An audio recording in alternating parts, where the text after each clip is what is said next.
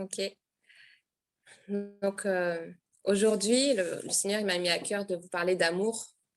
Ça fait plusieurs semaines qu'il insiste vraiment beaucoup, que ce soit dans mes temps seuls avec le Seigneur ou en église, les paroles qu'on reçoit de lui. Et donc, on va parler ensemble de apprendre à aimer. Et on va essayer d'aller un peu plus profondément dans ce que ça veut dire concrètement, parce qu'on parle beaucoup d'amour. L'amour, c'est quelque chose qui fait rêver, qui fait fantasmer. On en parle beaucoup, mais on a rarement la bonne définition et on a rarement, encore moins, la bonne pratique. Et le passage dans la parole qui, par excellence, parle de l'amour, c'est 1 Corinthiens 13, 1 Corinthiens chapitre 13. Donc, on va prendre ensemble les 7 premiers versets et on va décortiquer ensemble ce que le Seigneur veut nous dire et surtout ce qu'il veut nous voir pratiquer dans nos vies de tous les jours et ce qu'il appelle l'amour. Donc, on va commencer ensemble en prenant 1 Corinthiens chapitre 13, les versets 1 à 7. 1 Corinthiens 13, versets 1 à 7. Quand je parlerai les langues des hommes, même des anges, si je n'ai pas l'amour, je suis comme l'airain qui résonne ou comme une cymbale qui retentit. Et quand même j'aurai le don de prophétie et que je connaîtrai tous les mystères et toute la science, et quand même j'aurai toute la foi jusqu'à transporter les montagnes, si je n'ai pas l'amour, je ne suis rien. Et quand même je distribuerai tous mes biens pour la nourriture des pauvres, et quand même je livrerai mon corps pour être brûlé. Si je n'ai pas l'amour, cela ne me sert de rien. L'amour est patient, il est plein de bonté. L'amour n'est pas envieux, l'amour ne se vante pas, il ne s'enfle pas d'orgueil. Il n'est pas malhonnête, il ne cherche pas son intérêt, il ne s'aigrit pas, il ne pense pas à mal, il ne se réjouit pas de l'injustice, mais il se réjouit de la vérité. L'amour supporte tout, il croit tout, il espère tout, il endure tout. Donc là, ce passage, c'est vraiment clairement la plus belle définition de l'amour. Et quand on est enfant de Dieu, donc on est né de nouveau, on appartient au royaume de Dieu. Avant, on était pécheurs et le Seigneur nous a fait sortir de cet état pour que nous soyons consacrés à lui. C'est ce qu'on appelle être saint. Eh bien, le Seigneur déverse en nous son amour, tout simplement parce qu'il est l'amour. Dieu est amour. Et l'amour, finalement, c'est bien plus qu'un sentiment ou une émotion, c'est une personne, c'est Dieu lui-même. Et lorsque je deviens enfant de Dieu, je reçois le Saint-Esprit et je reçois finalement l'amour incarné. Donc Dieu est amour. Et l'amour qu'il a placé en moi doit se manifester. Il y a forcément au début des petites luttes parce qu'on a eu l'habitude de fonctionner d'une certaine façon. Mais le Seigneur veut implanter encore plus profondément la croix en chacun de nous afin que son amour soit manifesté dans toutes les circonstances, dans toutes les situations. Dieu est amour et en tant que ses enfants, nous sommes amour. Ce n'est pas quelque chose qu'on va manifester, mais c'est finalement quelque chose qu'on est en tant qu'enfant de Dieu puisque Dieu est amour. Le Seigneur Jésus, il nous a dit, quand il était sur terre, que finalement, toute la loi de Moïse, qui était 613 commandements, c'était des choses lourdes à accomplir, à suivre. Et d'ailleurs, les Juifs, jusqu'à maintenant, les accomplissent avec peine, parce que c'est forcément, on va enfreindre un des commandements. Eh bien, le Seigneur Jésus a tout résumé en 2 commandements. Aime Dieu de toute ta force, de toute ton âme, de toute ta pensée, de tout ton cœur. Et aime ton prochain comme toi-même. Toute la loi est résumée dans ces 2 versets, dans ces 2 commandements. Si j'aime Dieu, je ne vais pas tomber dans le péché d'idolâtrie puisque j'aime Dieu. Et je le place bien au-dessus de tout ce qui peut se nommer Dieu et qui n'est pas Dieu. Si j'aime mon prochain, je ne vais jamais penser lui faire du mal ou avoir de la haine contre lui. Donc finalement, il ne faut pas faire ci, il ne faut pas faire ça, c'est résumé dans l'amour. L'amour accomplit la loi. Et il faut aussi comprendre que l'amour, ce que Dieu définit comme amour, ça n'a aucun rapport avec ce que le monde définit comme amour. Souvent, quand on on entend, oui, mais là, il n'y a pas d'amour, il n'y a pas d'amour, etc. On confond le mot amour avec le mot tolérance. Et l'amour de Dieu n'est absolument pas la tolérance du monde, la tolérance des hommes. Lorsque Dieu aime, c'est toujours enraciné dans la vérité, dans la sainteté, dans la justice. Ça veut dire que le Seigneur, quand il aime, il va toujours dire « je t'aime, je te guéris, je te délivre, mais va et ne pêche plus ». Il n'y a jamais de compromis avec le péché. Alors que le monde va accepter, va accueillir la personne avec son péché en lui disant « c'est pas grave, tu peux rester comme tu es, je t'aime comme tu es ». Et c'est là qu'il ne faut pas tomber dans ce piège-là, parce que le Seigneur, lui, il accueille pour délivrer, pour qu'il y ait séparation entre la personne et la puissance du péché. Alors que le monde va aimer, entre guillemets, mais ça sera une tolérance du péché. Donc, l'amour de Dieu, il est enraciné en lui, et donc il est en conformité avec tout ce que lui estime juste, et pas ce que nous, êtres humains, créatures, nous estimons juste. Parce qu'on peut avoir toutes sortes de dogmes, de façons de penser, de conceptions qui sont finalement pas de Dieu. Mais le Seigneur, il est là et nous devons aller à lui vraiment pour pouvoir rééquilibrer nos façons de voir les choses, nos conceptions, afin que notre amour soit en lui et seulement en lui, et qu'il n'y ait rien du monde, rien des conceptions humanistes qui viennent polluer notre amour, ce que nous sommes. Donc le Seigneur, il nous dit que nous sommes amour en Jésus-Christ, et qu'au final, même si j'ai reçu toutes sortes de dons, je peux parler toutes les langues des hommes, je ne sais pas combien de langues il y a sur toute la planète, il doit y en avoir des milliers, même si je parle la langue des anges, donc la langue des anges, on pense qu'il s'agit du parler en langue, le Seigneur nous expliquera s'il s'agit d'autre chose, mais peu importe ce que c'est.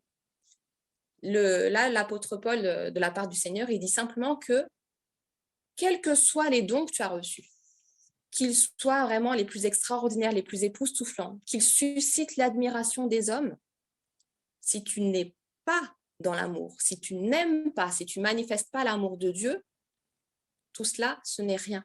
Ça ne sert à rien. Et cela, ça doit vraiment nous interpeller, surtout lorsque on reçoit des paroles du Seigneur. On reçoit des choses parce que le Seigneur nous dit « N'éteignez pas l'esprit, ne méprisez pas les prophéties ». C'est très important d'aspirer aux dons les meilleurs, de pouvoir manifester les dons dans l'Église.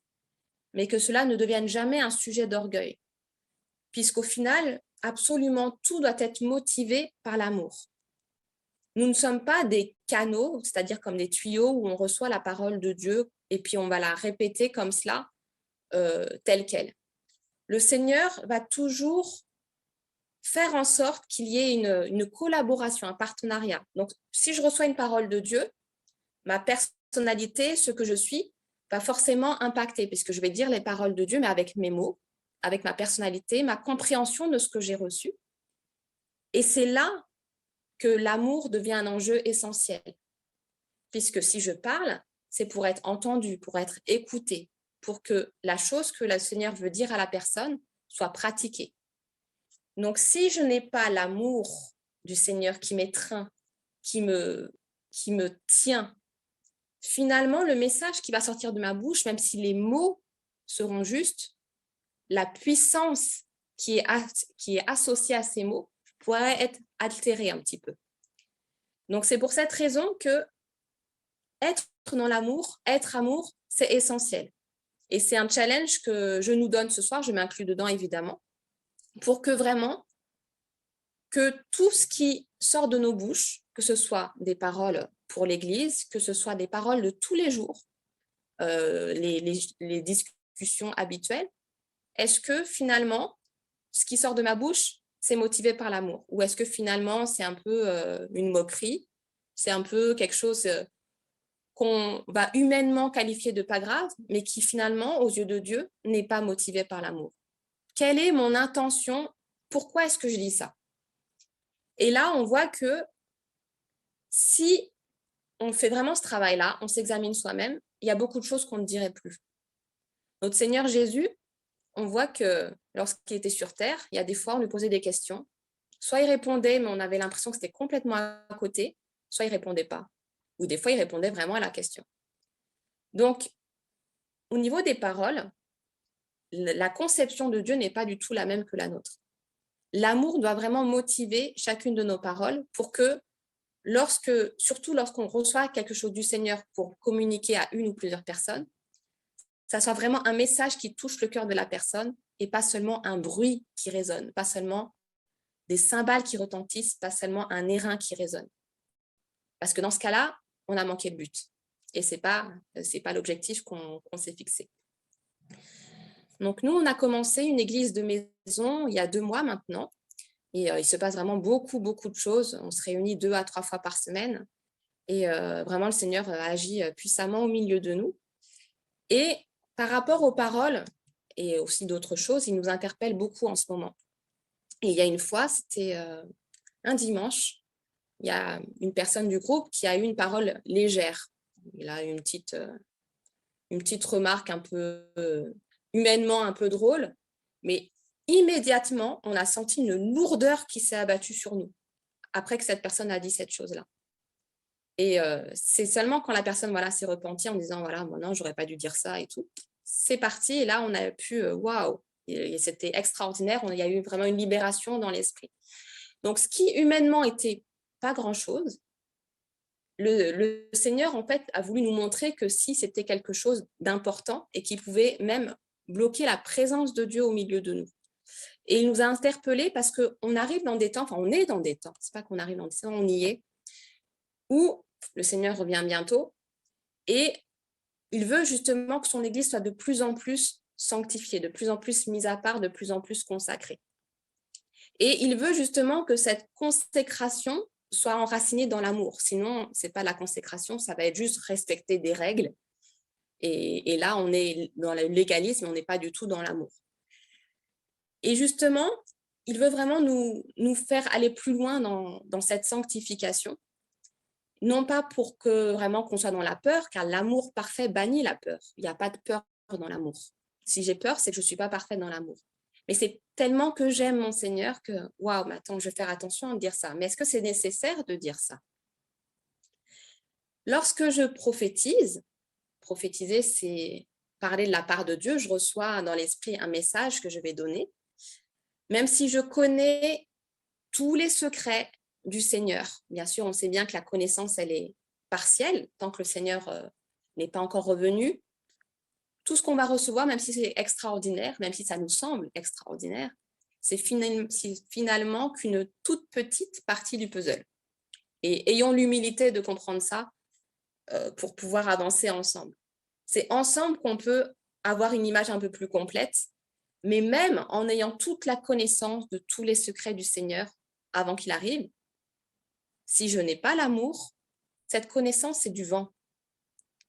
Si j'ai une foi tellement grande que je dis, toi, tu sors à la plus grande montagne de la planète, l'Himalaya, je la déplace de 10 mètres, c'est extraordinaire humainement parlant. Mais si je n'ai pas l'amour, je ne suis rien. Je ne suis absolument rien. Donc, être quelque chose n'a rien à voir avec ce qu'on fait. Être quelque chose, c'est être enraciné dans Dieu qui est amour, en Jésus-Christ, qui est l'amour incarné.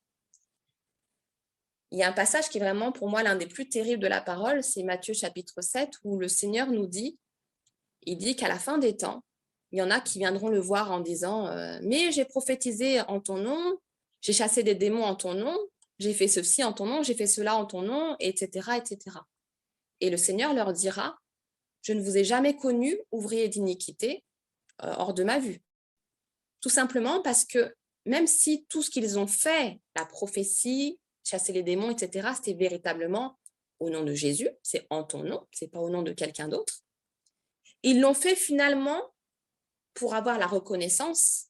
Ils l'ont pas fait par amour de la personne qui avait besoin d'être délivrée ou de la personne qui avait besoin de recevoir cette parole. Donc le Seigneur nous interroge aujourd'hui sur nos intentions. Quelles sont mes intentions de cœur? Est-ce que je sers le Seigneur pour avoir un petit peu de reconnaissance, un peu de gloire? Ça peut être très inconscient, ce que je dis. On peut se dire, non, pas trop. Et finalement, en sondant son cœur, on dit, waouh, le Saint-Esprit met en lumière des choses. Et quand on parle d'orgueil, ça concerne absolument tout le monde. Ce n'est pas les personnes qui le montrent le plus. Donc, le Seigneur veut vraiment mettre en lumière nos intentions afin que tout ce qu'on va faire de sa part soit vraiment de lui et qu'il n'y ait absolument rien de la chair qui vienne polluer tout ça. Parce que la chair, elle va toujours s'opposer au Saint-Esprit. On ne peut pas améliorer la chair, pardon.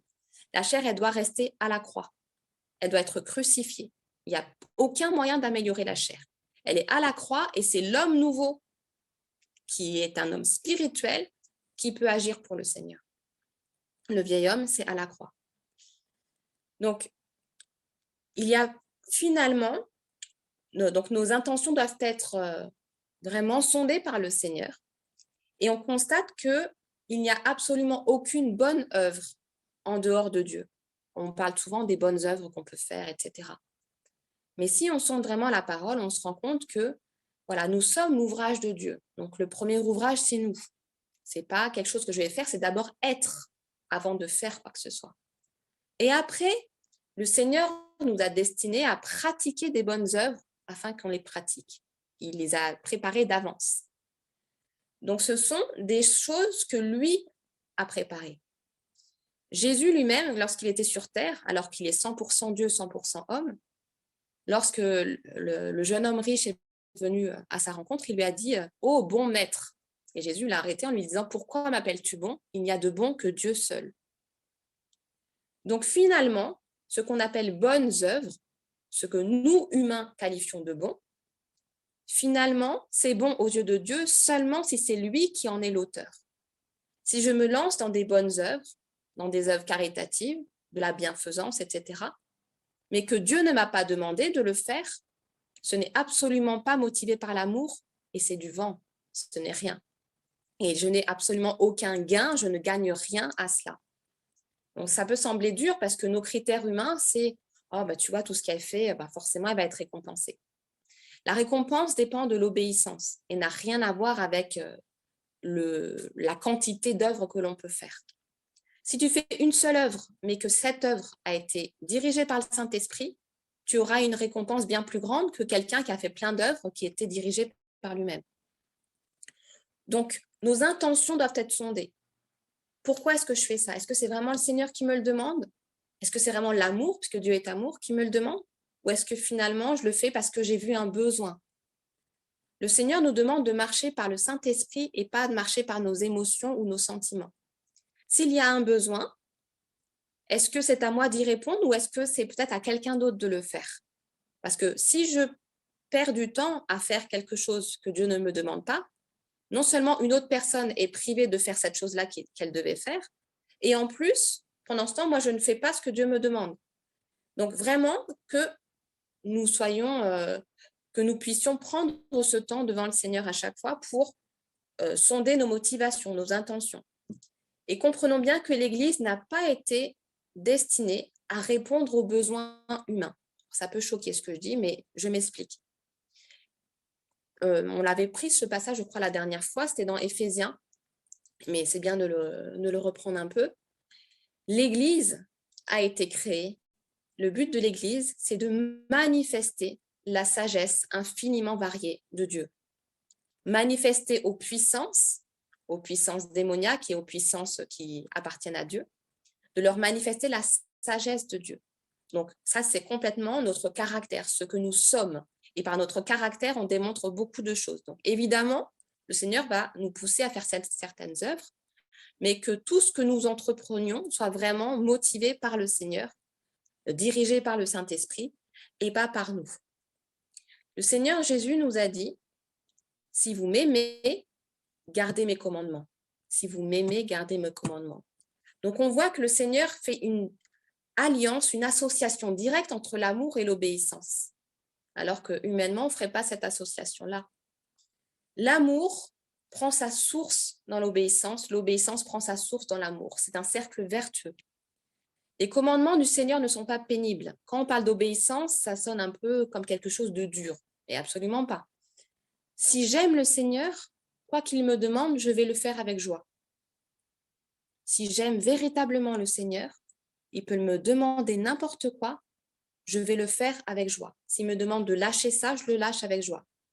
Ok, Seigneur, si c'est plus d'actualité, c'est rien. Et souvent, on est tellement accroché aux choses. Mais je nous pose la question de la part du Seigneur, mais est-ce que j'aime vraiment le Seigneur de tout mon cœur, de toute mon âme, de toute ma force, de toute ma pensée? Pourquoi est-ce qu'il y a cette petite résistance quand il me demande de lâcher ça, de changer telle chose? S'il y a une résistance, c'est que je ne suis pas encore parfaite dans l'amour. Que le Seigneur vraiment nous aide afin que nous puissions garder tous ses commandements, tout ce qu'il nous demande, absolument tout. Et que dès qu'il nous demande de lâcher quelque chose, soit de rompre une relation ou de faire des choses, qu'on le fasse avec joie. Car le Seigneur n'aime pas qu'on fasse des choses juste parce qu'il le demande, mais qu'il y a une tristesse dans le cœur. Dans ce cas-là, limite, mieux vaut ne pas le faire. Si vous m'aimez, gardez mes commandements. Le Seigneur, il nous dit que l'amour est patient. L'amour est patient. Donc, apprenons à savoir attendre. La patience, ça fait partie aussi de l'amour. Quand on parle du fruit de l'esprit, l'amour, la joie, la paix, la patience, la foi, la douceur, la bonté, la bienveillance, la maîtrise de soi, absolument tout découle de l'amour. Finalement, les 8 autres parties du fruit de l'esprit découlent de l'amour. Donc la patience découle de l'amour, la bonté découle de l'amour, la maîtrise de soi découle de l'amour. Je me maîtrise parce que j'aime mon Seigneur et que mon Seigneur me demande d'être maître de moi-même. Le Seigneur nous demande d'apprendre à attendre. Et ça fait partie de notre formation parce qu'on est sur terre pour pouvoir nous préparer à après. Le Seigneur nous destine à régner avec lui. Nous allons régner avec le Seigneur, c'est la parole qui le dit. Et pour pouvoir régner, il faut être qualifié. On ne va pas mettre n'importe qui comme roi, comme prince, comme princesse. Sur cette terre, les princes et les princesses, ils ont un temps de préparation avant de monter sur le trône. Et il en est de même pour nous. Donc ce temps sur terre, bien sûr, c'est pour faire des disciples, mais c'est aussi pour nous préparer à régner avec le Seigneur. Et c'est notre espérance et c'est ça qui nous stimule, qui nous motive à nous tenir dans la sainteté jour après jour avec le Seigneur. Dans 1 Corinthiens 11, Paul, il nous dit de la part du Seigneur, donc il présente ce que nous on a appelé la Sainte Seine, le repas du Seigneur, le pain et le vin, et il reprend les Corinthiens qui finalement avaient une attitude qui n'était pas du tout enracinée dans l'amour. À l'époque, lorsqu'on prenait le repas du Seigneur, le pain et le vin, c'était lors d'une agape, où il y avait un repas complet avec l'Église. Et à un moment donné, il y avait le pain et le vin qui étaient partagés en mémoire du Seigneur jusqu'à ce qu'il revienne. Et Paul leur dit, vous ne faites pas les choses comme vous devriez les faire, puisqu'au final, vous avez des personnes qui sont riches, qui amènent beaucoup de victoires et qui s'empiffrent, alors qu'il y en a d'autres qui n'ont pas les moyens d'amener des choses et du coup, ils restent sans manger. Donc, au lieu qu'il y ait le partage, au lieu finalement que l'amour se manifeste, eh ben, vous manifestez de l'égoïsme. Et il leur dit après, justement, que celui qui prend le pain, le corps du Seigneur, sans discerner le corps, aura un châtiment, un jugement contre lui-même. Et ça veut dire justement que le corps de Christ, c'est l'Église. Donc, si je ne discerne pas le corps, si je ne reconnais pas que la personne à côté de moi est mon frère en Christ, que c'est ma sœur en Christ, que le Seigneur a donné sa vie pour elle, pour lui. Finalement, si mon attitude démontre que je la considère comme étant en dessous de moi, je ne suis pas dans l'amour et je ne discerne pas le corps. Et les conséquences dans l'église de Corinthe étaient terribles, puisque Paul dit que c'est à cause de cela qu'il y a parmi vous beaucoup d'infirmes et que plusieurs sont morts. C'est vraiment terrible. Donc, je ne dis pas ça pour faire peur, mais finalement, on voit que l'amour, c'est essentiel pour amener la vie dans l'Église, pour amener vraiment cet élan où on voit que le Saint-Esprit est à l'œuvre, etc., etc. Savoir attendre les uns les autres, savoir discerner qui est la personne à côté de moi, savoir valoriser les personnes qui font partie du corps de Christ, puisque l'Église, au final, ce sont des frères et sœurs en Christ qu'on n'a pas choisis. Il y a une certaine mode où finalement, on va aller à un tel endroit parce qu'on aime bien les personnes et tout. Mais au final, lorsque on a des frères et sœurs en Christ, on ne les choisit pas. Des amis, on les choisit, mais des frères et sœurs en Christ, on ne les choisit pas, on les accueille, on les reçoit tels qu'ils sont. Et on apprend à marcher avec eux, avec leurs différences et avec leurs qualités. Et dans cette multitude, dans cette variété, dans cette diversité, le Seigneur nous fait grandir. Et justement, on a besoin de cette diversité, d'être confronté à des frères et sœurs en Christ qui sont complètement différents, qu'on n'aurait jamais côtoyés en étant dans le monde, pour pouvoir grandir. On a besoin de cela. Et le Seigneur utilise l'Église pour nous faire grandir. C'est impossible de grandir en étant tout seul. Donc, savoir attendre, discerner le corps de Christ, ça amène la vie. Les Corinthiens n'avaient pas compris et du coup, c'est la mort qui était venue. Mais lorsqu'on inverse le processus, c'est la vie qui est déversée dans toute l'Église, l'Église locale et l'Église universelle. Que l'on soit serviteurs les uns des autres. L'autre doit être considéré comme étant au-dessus de soi. C'est l'humilité qui fait que je vais considérer mon frère, ma sœur comme étant plus important, sans se dénigrer, mais en considérant qu'ah oui, mais attends, le Seigneur a donné sa vie pour lui, a donné sa vie pour elle. Hier ou avant-hier, je lisais un passage dans Corinthiens et j'étais profondément touchée de voir comment Paul était à ce point en sanglots quand il pensait aux Corinthiens qui ne suivaient pas droitement le Seigneur. Et ça l'étreignait tellement qu'il était en amour pour eux, qu'il était dans un état pas possible, en sanglots, à pleurer, à implorer le Seigneur pour eux. Est-ce que j'ai cet amour-là pour mon frère et ma sœur en Christ? Est-ce que leur état spirituel m'étreint et me contrarie au point que je puisse même en pleurer si jamais je vois que ça ne va pas? On est des fois vraiment dans la peine lorsque quelqu'un passe par une mauvaise situation, mais il y a une profondeur bien plus grande dans l'amour que le Seigneur veut que nous portions les uns les autres. L'autre, c'est finalement une image du Seigneur. Donc, s'il y a quelque chose dans sa vie qui ne va pas, eh ben, finalement, c'est tout le corps de Christ qui est impacté. Un seul membre souffre et c'est tout le corps qui est malade. Donc, ayons cette compassion, que nos entrailles soient profondément étreintes pour nos frères et sœurs en Christ. C'est vraiment ça que le Seigneur veut pour son Église. L'amour du Seigneur, c'est chercher le bien de l'autre et pas son propre intérêt. Qu'au nom de Jésus-Christ, que cette puissance de l'intérêt personnel soit brisée au milieu de nous. Qu'on puisse vraiment laisser le bien de l'autre primer. Qu'on puisse rechercher le bien de l'autre et ne pas chercher à s'accaparer des choses. Même s'il y a quelque chose qui me dérange, qui me gêne, si cela convient à l'autre, je cède. Pourquoi ne supportez-vous pas que l'on vous fasse des torts? C'est ce que Paul nous a dit de la part du Seigneur dans Corinthiens. Et le Seigneur nous le répète encore aujourd'hui. C'est pas grave si finalement il y a quelque chose qui me gêne un peu, qui n'est pas dans mon sens. Le Seigneur va permettre plein de situations qui ne seront pas dans ton sens pour que justement tu puisses grandir et passer ce cap où l'intérêt personnel prime sur l'intérêt des autres et encore plus sur l'intérêt du royaume. Donc, apprenons à céder. Ok, écoute, c'est pas si grave. C'est pas un point doctrinal fondamental ou je sais pas quoi. C'est pas grave, allez, on fait comme tu as dit, il n'y a pas de souci.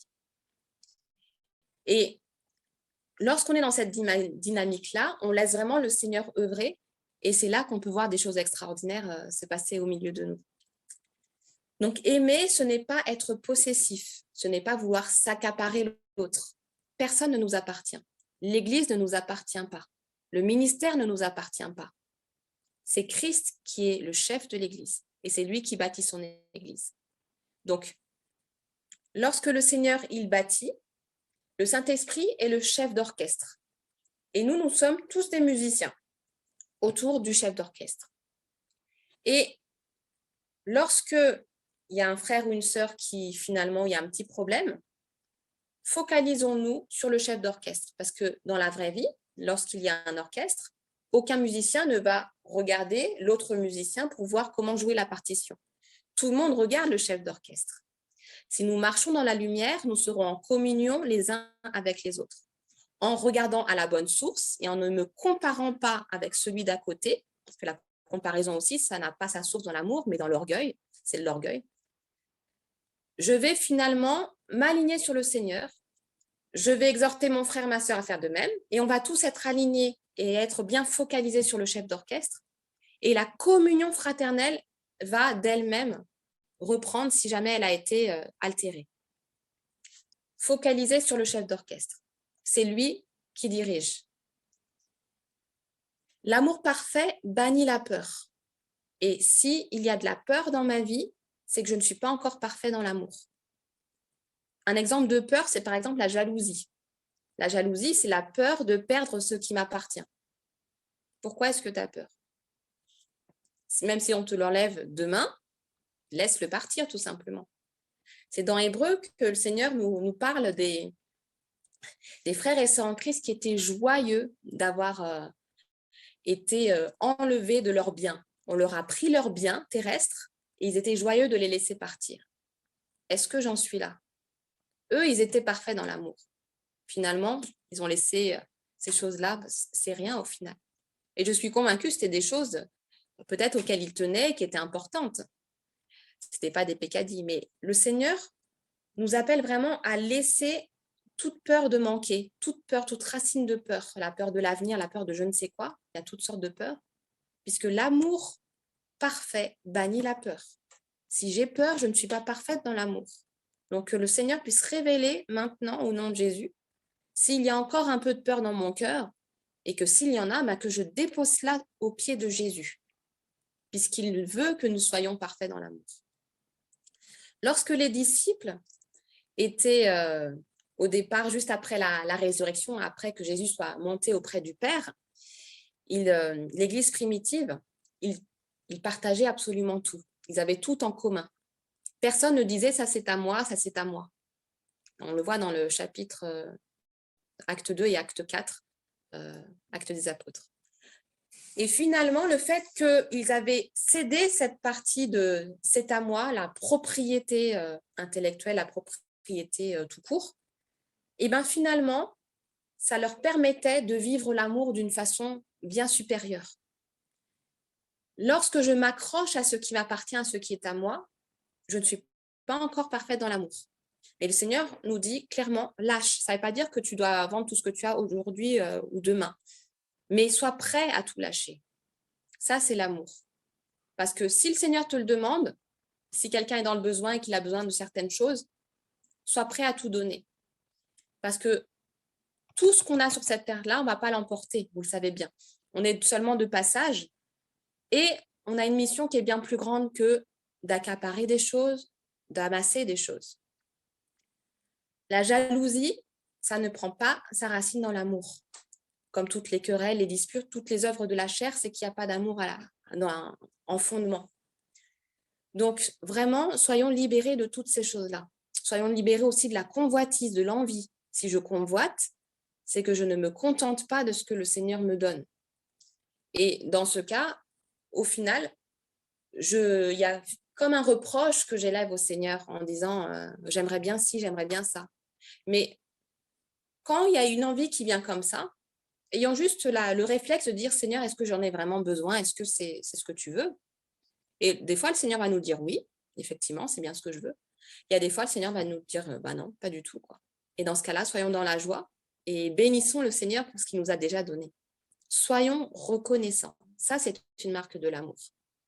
Si on prend les choses comme un dû, comme un salaire, on n'est pas parfait dans l'amour. Mais soyons reconnaissants. Remercions le Seigneur pour chaque détail de nos vies. Comptons les bienfaits du Seigneur pour chaque détail, pour chaque petite chose. Il n'y a pas de petites choses au final. Et le Seigneur prend plaisir à ce qu'on vienne à lui et qu'on le remercie pour les toutes petites choses. Et plus on sera dans la reconnaissance, moins on verra ce qui semble nous manquer. Et le Seigneur pourvoit toujours pour ce qui est nécessaire. Recherchez premièrement le royaume de Dieu et sa justice, et toutes les autres choses, la nourriture, le vêtement, les choses qui sont nécessaires pour vivre, ça vous sera donné. Ça ne doit pas être notre priorité. Notre priorité, c'est Dieu, et il est amour. Ne soyons plus orgueilleux. L'orgueil, évidemment, c'est être hautain, etc., se faire valoir, mais ça peut être aussi méprisé, avoir du mépris dans son cœur. Ce n'est pas forcément visible, et la plupart du temps, l'orgueil n'est pas visible. Ça peut être tout simplement aussi le fait d'être susceptible, de se vexer, même si je ne vais pas le montrer, mais s'il y a un petit point de... c'est qu'il y a encore des choses à travailler. Et que le Seigneur nous aide vraiment, hein. On a besoin de lui et de son amour pour pouvoir passer à autre chose. C'est aussi ne pas scandaliser notre frère, notre sœur.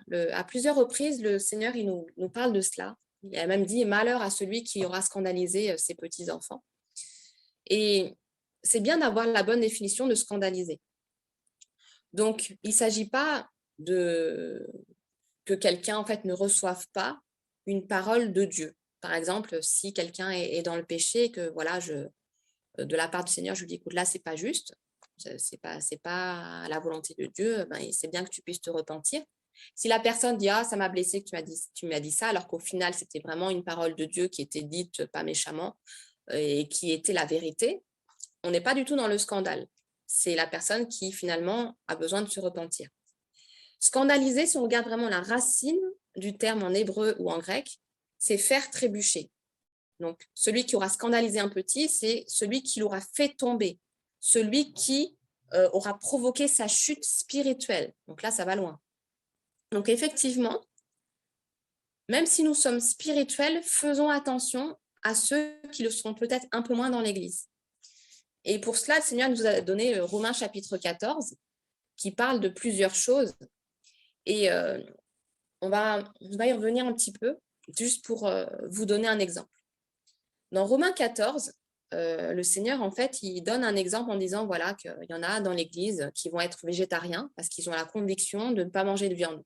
Alors qu'il y en a qui ont cette conviction forte que, voilà, moi, je peux manger de la viande, il n'y a aucun problème, etc.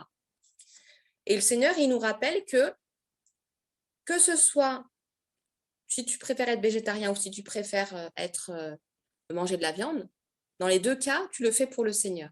Donc, quelle que soit ta conviction, du moment que tu ne l'imposes pas à l'autre, il n'y a pas de problème. Mais ne scandalise pas ton frère en l'invitant et en lui proposant de la viande alors que tu sais qu'il n'en mange pas. On peut prendre aussi un autre exemple. Il y a tout un passage dans la parole dans Corinthiens sur les viandes qui sont sacrifiées aux idoles. Il y a des chrétiens, par exemple, qui vont dire je ne mange pas halal parce que c'est sacrifié à une idole. Il y en a d'autres qui disent que l'idole n'est rien. Les deux passages sont dans la parole. Donc, là aussi, on est dans le cadre de Romains 14. Mais si je sais que toi, tu ne manges pas halal parce que tu as la conviction que c'est une idole, tu ne veux pas te souiller, et qu'on va manger ensemble, je vais faire attention à ne pas manger quelque chose halal avec toi pour ne pas te scandaliser, parce que ça pourrait être une blessure pour ta foi. Juste que, voilà, on puisse respecter les opinions qui ne sont pas doctrinales, en fait. Ce n'est pas le fondement de la foi, là, c'est un détail, mais qui peut malheureusement provoquer des querelles, des disputes, et c'est dommage. Et c'est pour cette raison que le Seigneur, il a vraiment donné ce passage dans Romains 14 pour qu'on puisse apprendre à s'aimer tel qu'on est. Et puis finalement, nourriture, pas nourriture. Il y en a qui observent tel jour. Il y en a qui disent que tous les jours sont pareils. Est-ce que c'est essentiel? Pas vraiment. Tu peux avoir ta propre conviction et c'est bien d'avoir une conviction. S'il n'y a pas de conviction, c'est péché. Par contre, ne l'impose pas à l'autre et ne scandalise pas l'autre, même si tu as l'impression qu'il est faible, entre guillemets. Même si c'est le cas, fais tout par amour. Qu'il n'y ait pas de rivalité, même inconsciemment, qu'on ne se compare plus les uns aux autres. C'est vraiment ça que le Seigneur il nous demande. Et c'est vraiment comme ça qu'on va pouvoir grandir dans l'amour avec le Seigneur. Donc, tout ce qui est de l'ordre aussi du soupçon. L'amour ne soupçonne pas le mal. L'amour ne soupçonne pas le mal. Donc, qu'est-ce que ça veut dire exactement? Le Seigneur nous demande d'être prudent. Mais la prudence, ce n'est pas la méfiance. Il y a vraiment une différence entre les deux.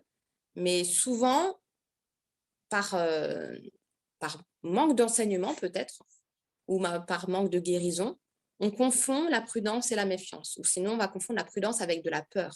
Il n'y a pas de peur dans l'amour. La méfiance, ça veut dire que je vais d'emblée croire que la personne en face est mal intentionnée. Alors qu'au final, on n'en sait rien, sauf si on a reçu une révélation du Seigneur. Mais sans révélation, a priori, voilà, on doit quand même attendre à apprendre à connaître la personne avant d'établir un verdict, entre guillemets. Et bibliquement, lorsqu'on regarde dans l'Ancien Testament, le terme grec qui est traduit par prudence, ça veut dire en fait un avis, un conseil. fais la guerre avec prudence. Ça veut dire que si tu fais la guerre, demande un avis, demande des conseils à des personnes qui sont en maturité, des personnes qui ont l'expérience. Donc, la prudence, c'est lié au fait d'être bien entouré et de pouvoir avoir des conseillers autour de soi. Ça n'a rien à voir avec la peur, ça n'a rien à voir avec la méfiance. L'amour ne soupçonne pas le mal. Donc, ça veut dire que s'il y a une situation, voilà, on n'est pas trop au clair, on demande conseil à des frères et sœurs qui sont plus matures dans la foi. On prie, bien entendu, mais c'est toujours l'idée d'avoir des conseils, un avis du Saint-Esprit et des frères et sœurs en Christ. Donc, c'est là qu'on voit que le fait d'être un électron libre, d'être finalement, parce que j'entends beaucoup ça dans l'Église. Ah oui, bah ça c'est moi et le Saint-Esprit, bah, si le Saint-Esprit me dit, je le ferai, etc. Et finalement, les personnes se désolidarisent du corps de Christ. Et c'est dommage parce que ce sont des personnes, des disciples de Christ qui sont véritablement nés de nouveau. Mais le Seigneur ne veut pas qu'on soit en dehors du corps de Christ. Il n'y a qu'un seul corps. Ce n'est pas un corps avec plein de petits membres éparpillés en dehors. Ce serait un monstre, ce serait un cadavre décharné et voilà. Le Seigneur, c'est un corps complet. Il y a absolument tout. Donc, nous avons besoin des uns et des autres pour grandir. Et cette prudence qui s'oppose à la méfiance, qui s'oppose à soupçonner le mal, c'est tout simplement voilà, d'avoir l'humilité d'écoute dans cette situation, je ne sais pas comment faire. Qu'est-ce que tu ferais dans cette situation? Et à chaque fois, c'est extraordinaire. Le Seigneur agit, le Seigneur parle, et par différentes personnes, même des personnes voilà, qui peut-être même viennent de prendre le baptême, mais ils reçoivent une parole et là, ça donne la solution à la situation. On a besoin des uns et des autres. Et ça, c'est vraiment l'amour du Seigneur qui nous unit et qui va jaillir de temps qu'on va passer ensemble. L'amour ne va pas se réjouir de l'injustice. Si on m'a fait du mal, vraiment, je demande au Seigneur de me guérir de l'offense qui a été faite et je pardonne à cette personne, même si la personne ne me demande pas pardon. Parce qu'on peut attendre des fois longtemps et puis voilà, le Seigneur ne veut pas qu'on ait quoi que ce soit dans notre cœur de rancune, de non-pardon, parce que ça nous détruit. Ça nous détruit et puis en plus, ça donne des droits à l'ennemi pour nous attaquer et nous faire du mal. Donc, si jamais notre ennemi, il lui arrive des choses, enfin notre vrai ennemi, c'est le diable, mais quelqu'un qui nous a fait du mal. Parce que le Seigneur ne nous demande pas de combattre contre la chair et le sang, mais de combattre contre les puissances qui animent et qui influencent les hommes et les femmes. Donc, s'il lui arrive quelque chose de mal, je ne vais pas me réjouir qu'il lui arrive du mal, même s'il m'a fait du mal bien avant. Au contraire, je vais prier pour lui. Parce que le Seigneur nous dit que c'est à lui la vengeance, à lui la rétribution. Donc, il ne veut pas que le méchant meure. Donc, moi aussi, je ne veuille pas que le méchant meure, même si je ne peux pas le formuler. Si dans mon cœur, il y a serait-ce qu'il y a une petite pointe de quelque chose comme ça, poubelle au nom de Jésus. Que l'amour anime mes pensées, que l'amour anime mon cœur, que vraiment que ça soit l'amour qui soit le fleuve ininterrompu qui me lave en continu. L'amour se place du côté de la vérité.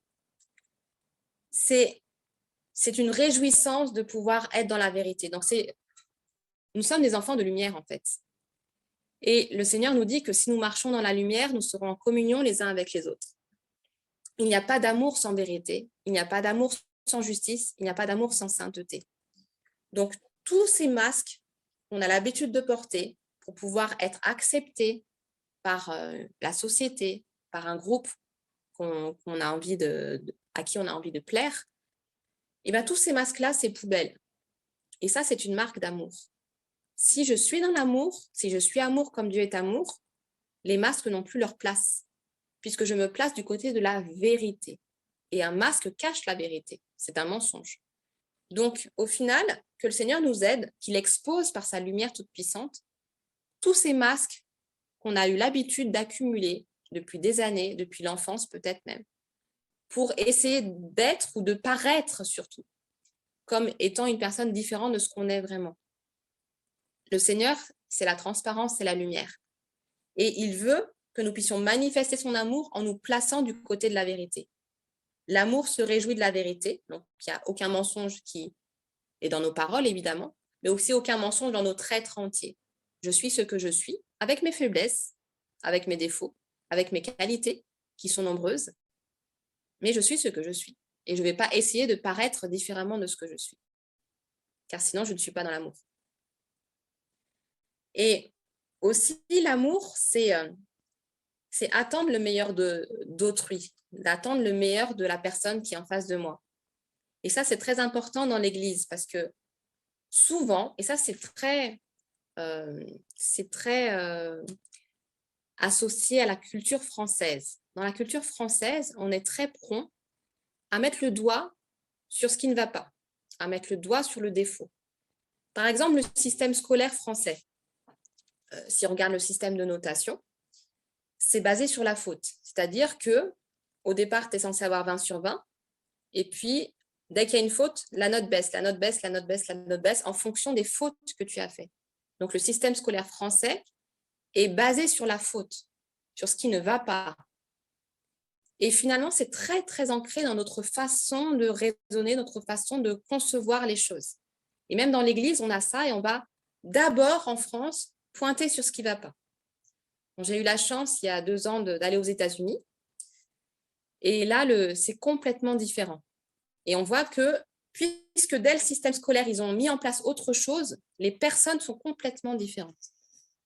Ce qui m'a beaucoup surprise là-bas, c'est que là-bas, même si un enfant a des difficultés, il va au cours de l'année scolaire forcément recevoir au moins un petit diplôme disant, oui, je ne sais pas moi, Timothée a bien réussi sa dictée aujourd'hui, Timothée a été attentif à sa leçon de grammaire, Timothée a bien fait son exercice de maths.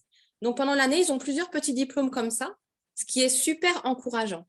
Et ils sont toujours très encouragés. On va vraiment valoriser tout ce qu'ils font de bien. Et ce qu'ils font de moins bien, bah, écoute, c'est pas grave, tu vas recommencer.